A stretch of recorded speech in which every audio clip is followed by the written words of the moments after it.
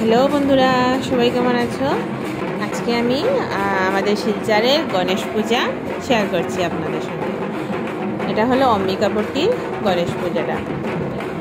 এখানের পুজোটা খুবই সুন্দর হয়েছে। ঢাক বাজানো হচ্ছে, ঢাকের সঙ্গে সবাই আনন্দ করছে। ঢাকের কাঠি পড়লেই মনে হয় যেন দুর্গাপূজা এসে গেছে, বাট এটা দুর্গাপুজো নয়, গণেশ পূজা। এখন আমাদের শিলচরেও গণেশ পূজা অনেক সুন্দর করে হয়। আজকে আমরা অনেক তাড়াতাড়ি বেরিয়েছিলাম, অনেক পুজোই দেখেছি, দেখে বাড়ি ফিরতে ফিরতে অনেক দেরি হয়ে গেছে। এই হলো পুজোর এন্ট্রেন্সটা। এখানে অনেক বড় একটা বিশাল বড় মূর্তি। তো আমরা জাস্ট দেখলাম, প্রণাম করলাম, সব কিছু করে তারপর বেরিয়ে আসলাম। মানুষ প্রচণ্ড হয়েছে আজকে, অনেক বেশি গ্যাদারিং, অনেক বেশি, বলার মতো নয়। কিন্তু মজাও হয়েছে। অনেক দিন পর, 1 বছরের অপেক্ষার পর পুজো আসে আমাদের।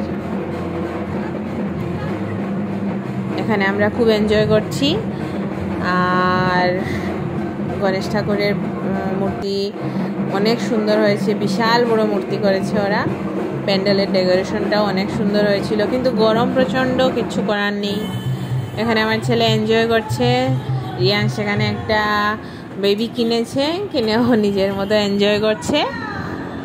পুজোতে বেরোলেই খেলনা তো ওকে কিনতেই হয়, কিছু করার নেই।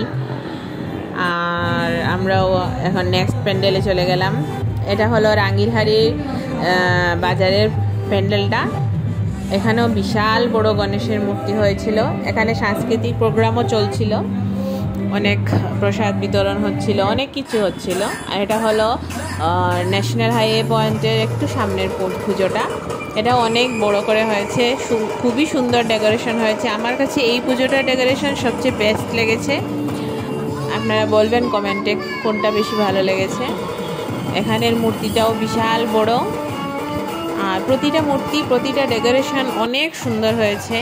এখানে গাছের মধ্যে ওরা ডেকোরেশন করেছে, প্রতিটা ডেকোরেশন সুন্দর হয়েছে, অনেক ইউনিক, অনেক দিনের অনেক পরিশ্রম, তারপর এই সুন্দর ডেকোরেশনটা বেরিয়ে আসে। এখানের পুজোতে প্রচুর ভিড়। তখন রাত্রি প্রায় 10টা বাজে, কিন্তু মানুষ তখনও বেরোচ্ছে, পুজো এনজয় করছে। এখন মানুষ গণেশ পুজোকেও সমানভাবেই এনজয় করে। এখানে আমার ছেলেও হাই বলছে সবাইকে। আর প্রতিটা পুজো, প্রতিটা মানুষের যেন এভাবেই ভালো কাটে, এই কামনাই করি।